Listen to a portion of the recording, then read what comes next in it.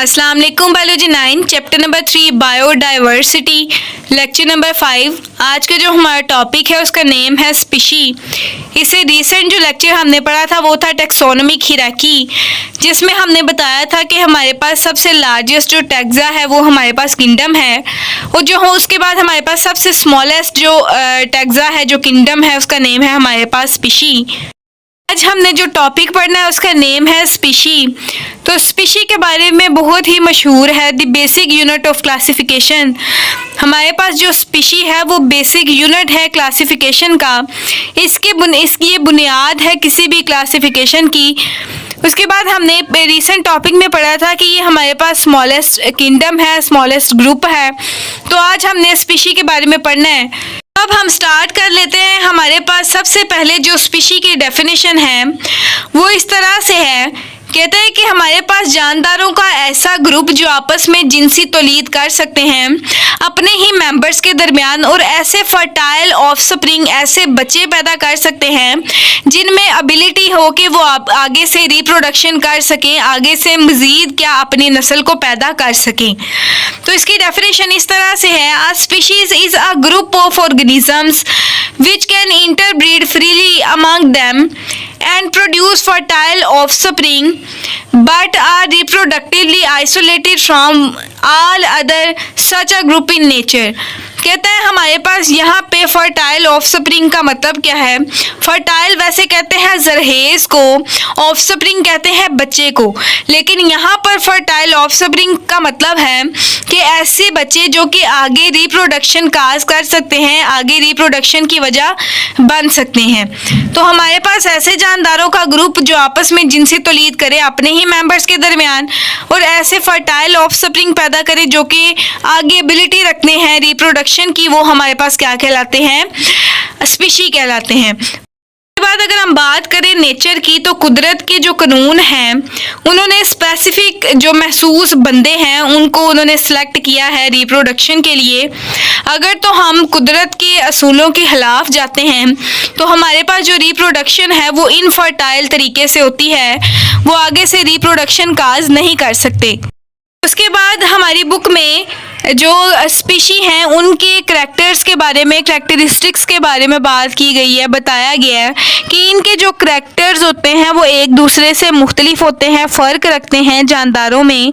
यानी कि एक जानदार दूसरे जानदार से फ़र्क रखता है, मुख्तलिफ होता है, किस लिहाज से मुख्तलिफ होते हैं वो भी उन्होंने बताया हुआ है कि हमारे पास जो ये स्ट्रक्चरल डिफरेंस रखते हैं, मुख्तलिफ होते हैं, फ़र्क रखते हैं एक स्पीशी दूसरे के साथ। इकोलॉजिकल हमारे पास इनका जो फ़र्क होता है वो होता है। उसके बाद बिहेवियरल जो इनका करैक्टरिस्टिक्स फ़र्क बेस पर भी ये क्या होते हैं, डिस्टिंक्ट होते हैं दूसरे एक स्पीशी का दूसरे स्पीशी के साथ।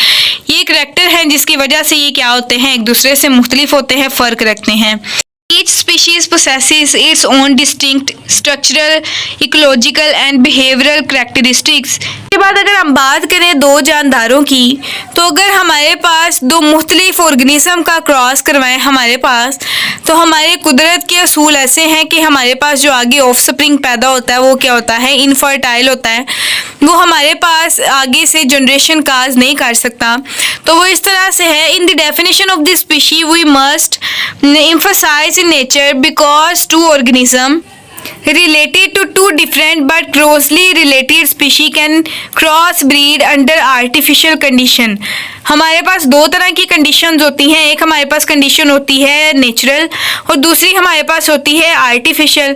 हमारे पास जो नेचुरल होती है वो ऐसी कंडीशन होती है जिसमें हमारे पास महसूस स्पीशीज़ के महसूस ऑर्गेनिज्म के दरमियान में क्रॉस करवाया जाता है, और उनके नतीजे में जो ऑफस्प्रिंग बनते हैं वो हमारे पास फर्टाइल होते हैं, वो आगे से जनरेशन काज कर सकते हैं। मैंने आपको पहले ही बताया था कि हमारे जो कुदरत है उन जानदारों के दरमियान में क्रॉस करवाता है जो कि फर्टाइल होते हैं, और वो आगे भी अपने बच्चे जो पैदा करते हैं वो भी क्या होते हैं, फर्टाइल होते हैं। उसके बाद यहाँ पर उन्होंने बताया हुआ कि हमारे पास आर्टिफिशियल कंडीशन है जिसमें दो जानदारों के दरमियान जो मुख्तलिफ हैं क्रॉस कराया जाता है, और वो क्रॉस कौन सी कंडीशन में होता है, आर्टिफिशियल कंडीशन में। और इनके क्रॉस के नतीजे में ऐसा फर्टाइल जो ऑफस्प्रिंग पैदा होता है वो कौन सा होता है, इनफर्टाइल होता है इन क्रॉस के दरमियान में आर्टिफिशियल कंडीशन में।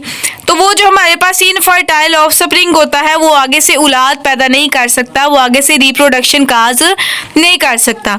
इसकी डेफिनेशन में के बाद जो इसकी एग्जांपल है वो इस तरह से है, a cross between the male donkey and a female horse produce an infertile offspring. वो कौन सा ऑफस्प्रिंग होता है हमारे पास? म्यूल। हमारे पास दो ऑर्गेनिज्म है, एक है मेल डंकी और एक है फीमेल हॉर्स, जिनके दरमियान में हमने क्रॉस कराया है। कौन सी कंडीशन में? आर्टिफिशियल कंडीशन में। और वो जो हमारे पास ऑफस्प्रिंग आगे पैदा हुआ है वो हमारे पास क्या है? इनफर्टाइल है। वो कौन सा है? जो कि म्यूल है, जो आगे से रिप्रोडक्शन नहीं कर सकता, इनफर्टाइल है। ये इनफर्टाइल का मतलब है कि ऐसा जानदार जो कि एबिलिटी नहीं रखता आगे से जनरेशन प्रोड्यूस करने की, रिप्रोडक्शन करने की। उसके बाद हमारे पास साइड बॉक्स में एक क्वेश्चन है जो कि बहुत मतलब इम्पोर्टेंट है, एज ए शॉर्ट क्वेश्चन पूछ लिया जाता है कि हमारे पास जो जानदार होते हैं उनको आप रिप्रोडक्शन के लिहाज से के हवाले से क्लासिफिकेशन नहीं कर सकते।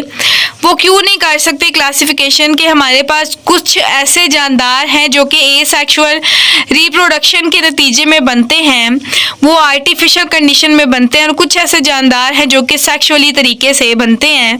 तो इसलिए हम कोई भी स्पीशी है, कोई भी जानदार है, उनकी क्लासिफिकेशन हम रिप्रोडक्शन के हवाले से नहीं कर सकते। वो इसलिए नहीं कर सकते क्योंकि कुछ जानदार हमारे पास एसेक्सुअल रिप्रोडक्शन के नतीजे में बनते हैं। ये इस तरह से है, the criteria of the interbreeding can not be used for the species recognition in organism who produce asexually and do not interbreed with one another, for example many unicellular organism। कि हम रिप्रोडक्शन के लिहाज से हम इनको classify नहीं कर सकते एक से दूसरे जानदार में। क्यों नहीं कर सकते? क्योंकि हमारे पास कुछ ऐसे जानदार हैं एसेक्सुअली तरीके से बनते हैं जिनमें हमारे पास क्या है? यूनिसेलुलर ऑर्गेनिज्म हैं। ऐसे ऑर्गेनिज्म जिनकी बॉडी सिंगल सेल पर मुश्तमिल होती है और इनके पास वाज़ेह तौर पर न्यूक्लियस प्रेजेंट नहीं होता।